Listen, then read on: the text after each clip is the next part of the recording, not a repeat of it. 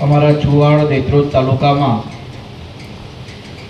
લગભગ ગુજરાત એક બીજું એવું મધ્યનું કેન્દ્ર જે બનવા જઈ રહ્યું છે એવા પવિત્ર રમણધામની આ ભૂમિમાં ગુજરાત પત્રકાર સંઘના આ વાર્ષિક સ્નેહ મિલન કાર્યક્રમમાં આપણને સૌના આશીર્વાદ હંમેશા ક્રાંતિકારી શબ્દો તમને અને મને સાંભળવા મળે છે એવા પરમ પૂજ્ય કથાકાર રાજેન્દ્ર પ્રસાદ શાસ્ત્રીજી મારી સાથે અહીંયા ઉપસ્થિત જે આ વિસ્તારની અંદર એમના પરિવારના માધ્યમથી વર્ષો સુધી આ વિસ્તારનું પાલન કર્યું છે એવા નામદાર ઠાકોર સાહેબ ધરમપાલસિંહજી ઝાલા, મારી સાથે અહીંયા ઉપસ્થિત ગુજરાત પત્રકાર સંઘના માન્ય પ્રમુખશ્રી, ઉપપ્રમુખશ્રી, મહામંત્રીશ્રી, આ વિસ્તારના અમારા એપીએમસીના ચેરમેન માન્ય યોગેશભાઈ, કડીથી પધારેલા માન્ય અજયસિંહ જાડેજા,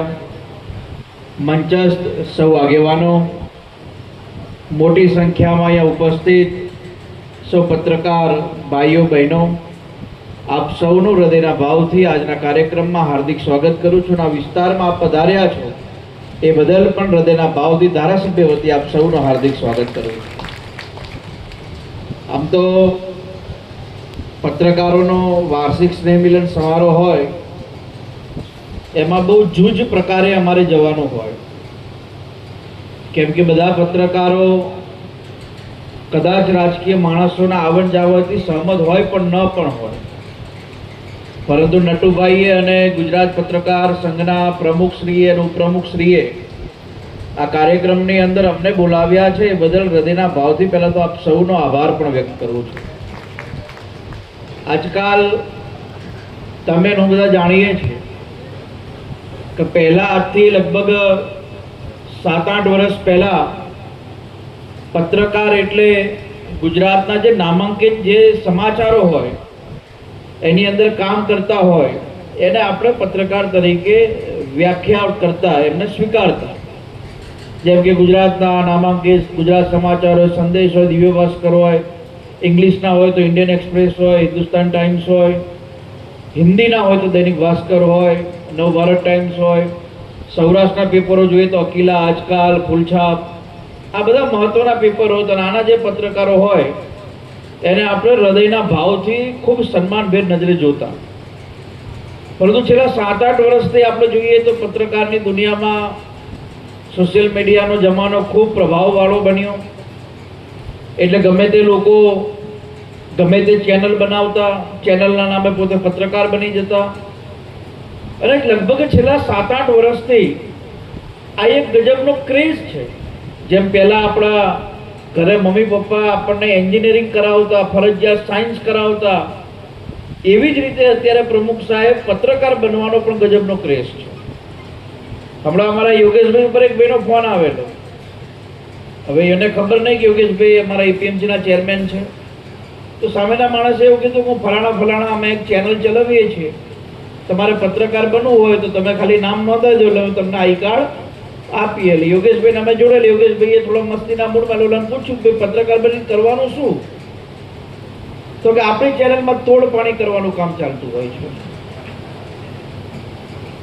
એટલે યોગેશભાઈએ વાત એને મૂકી. પછી મારી જોડે ચર્ચા કરતા હતા કે આની ઉપર કેમ આટલા ટૂંકા ગાળાની અંદર પત્રકારોનો બહુ મોટો સમાજ બની ગયો છે. એટલે મેં એમને વાત કરી કે પહેલા જે પત્રકારો હતા એ સત્યની વાત સમાચારમાં સવારે આવે એવો પ્રયાસ કરતા હતા. અત્યારે એવા પત્રકારોનો સમાજ છે, એવો સમાજ બની ગયો છે જે એટલા માટે છાપે કે બીજા દિવસે જે માણસનો છાપ્યો એ બોલાવીને 5-10 હજારનું પડીકું આપે.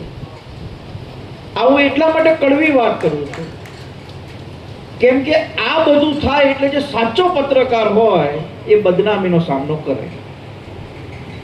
હું ભારતના અનેક લોકો સાથે ઇન્ટરવ્યૂ કર્યું, અનેક લોકો સાથે મારા સાક્ષાત્કાર આવેલા હશે, ચાહે ઇંગ્લિશ, હિન્દી મીડિયામાં.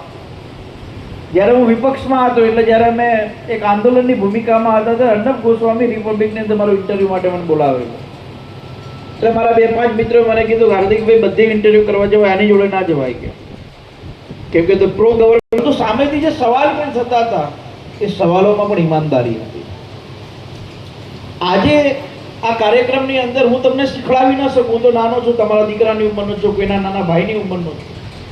પણ મારા જે છેલ્લા 10 વર્ષ 2015થી અમારું આંદોલન ચાલુ થયું, 2025 ચાલે છે, એમાં મેં જેટલું જોયું પ્રજાપતિ સાહેબ, કે આજકાલ પેપરોમાં ટીવીમાં કોઈ હેડલાઇન બને કે 10 દિવસ પછી મંત્રીમંડળનું વિસ્તરણ થવાનું છે અને એમાં જે 4 નામ આવી ગયા હોય એટલે એવું માનવાનું કે કોકે હોપારી પત્રકારને આપી દીધી.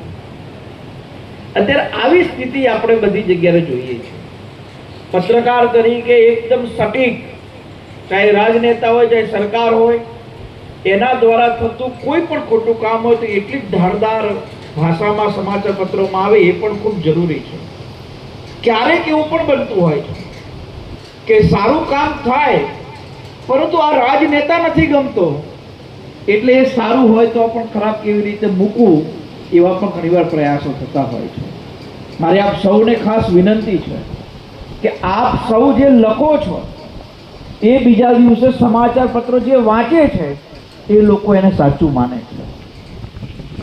એટલે કે તમે જે લખો છો, જે લોકો સાચું માનવાના છે, તો એમાં પણ તમે જ્યારે લખો છો તો લગભગ અત્યારે ખબર પડી જાય છે કે કોણ લખે છે સમાચાર. માનો કે અમારું વિરમગામ હોય તો સંદેશ કોણ લખતો હોય, દિવ્ય ભાસ્કર કોણ લખતું, ગુજરાત કોણ લખતું હોય, દેત્રોજમાં કોણ લખે છે, માંડરમાં કોણ લખે છે, બધાને ખબર પડી જાય. પરંતુ એવી છાપ ઊભી ન થાય કે ફલાણા વ્યક્તિનું લખીએ એટલે આપણે એના વિરોધી જ હોઈ શકીએ. બસ એવી છાપ ઊભી ન થાય એવી મારી પત્રકાર સૌ ભાઈઓ બહેનોને એક વિનંતી છે. કેમ કે તમારા માટે બહુ લોકોને ભરોસો. ઘણીવાર અહીંયા એટલો બધો મોટો વર્ગ હશે પત્રકારોને બાદ કરતા કે જે સમાચારમાં આવી સાચું માનતા હોય છે. મારા મમ્મી હમણાં મોબાઈલ વાપરે છે તો જૂના સમાચાર આવે એટલે મને કે હાર્દિક આવું આવ્યું હજુ છે, એટલે હું કહું મમ્મી 4 વર્ષ જૂના સમાચાર છે. પરંતુ આજકાલ તમામ નાનામાં નાનો વર્ગ સમાચારની દરેક ભાષાને સત્ય જાણવાનું કામ કરતો હોય છે. અને અત્યારે આજકાલ તમે જાણો છો સમાચારમાં રોજે રોજ નવું આવતું હોય છે. અમને ઘણા બધા લોકો એવું કે હાર્દિકભાઈ ફલાણું સમાચારમાં આવ્યું સાચું છે ખોટું? એટલે એને હું સ્પષ્ટ ભાષામાં કહું છું કે સમાચાર પત્રમાં એવું લખીને આવે કે હાર્દિક પટેલનું મૃત્યુ થયું છે તોય સાચું ન માનવું. કેમ કે આજકાલ સત્યતા જ દેખાતી નથી. એટલે આપણે બધા સાથે મળીને સાચા સારા પત્રકારોની જે નામના છે એ બરકરાર રહે, એકત્રિત રહે, એના માટેનો પ્રયાસ આપણે સૌ સાથે મળીને કરીએ એવી હું આપ સૌને વિનંતી કરું છું. પત્રકારોના હિતમાં આ વિસ્તારની અંદર કોઈ પણ પ્રકારની તકલીફ ઊભી થશે તો હું તમારી સાથે ઊભો રહીશ. તમે સત્ય કામ કરતા હશો, તમે સાચું લખતા હશો ને કોઈ 2-4 લુખાઓ તમને કોઈ ખોટી રીતે પરેશાન કરતા હશે તો પણ અમે તમારી સાથે ઊભા રહીશું. પણ અમે એક લોકો સાથે નથી જે આરટીઆઈ એક્ટિવિસ્ટના નામે પત્રકાર બનીને તોડ પાણી કરતા હોય એનો અમે ખુલીને જાહેરમાં વિરોધ કરી છે. ચાહે એને જેટલું અમારું ખરાબ લખવું હોય એટલું લખે અને એનાથી કંઈ ફરક નથી પડતો. મોટા મોટા સમાચાર પત્રો અમારું પહેલા પેજ ઉપર ખરાબ લખતા હતા તો કંઈ ફેર નથી પડ્યો. તો 2-4 આરટીઆઈ એક્ટિવિસ્ટો જે બનીને પત્રકાર બની ગયા હોય એનાથી શું ફેર પડવાનો? એટલે મારી આપ સૌને વિનંતી છે કે આવા લોકોને, પ્રજાપતિ સાહેબ, આવા લોકોને આપણા તરફથી જરા પણ પ્રોત્સાહન ન મળે એવો પ્રયાસ પણ આપણે બધાએ સાથે મળીને કરવો જોઈએ. બસ વિશેષ કોઈ બીજી વાત નહીં, પણ જ્યારે પણ નટુભાઈ કે પ્રજાપતિભાઈ જ્યારે પણ આ વિસ્તાર વિરમગામ, માંડલ, દેત્રોજ, નળકાંઠા, વિરમગામ શહેર, આ બાજુ પાટડી, બહુચરાજી, જોટાણા, કડી, જ્યારે પણ પત્રકારોના હિતમાં જે પણ કંઈ મદદની જરૂર હશે તો હંમેશા અમે તમારા એક મિત્ર તરીકે, એક ભાઈ તરીકે, એક દીકરા તરીકે હર હંમેશ તમને મદદરૂપ થવાની ખાતરી આજના પ્રસંગે આપું છું.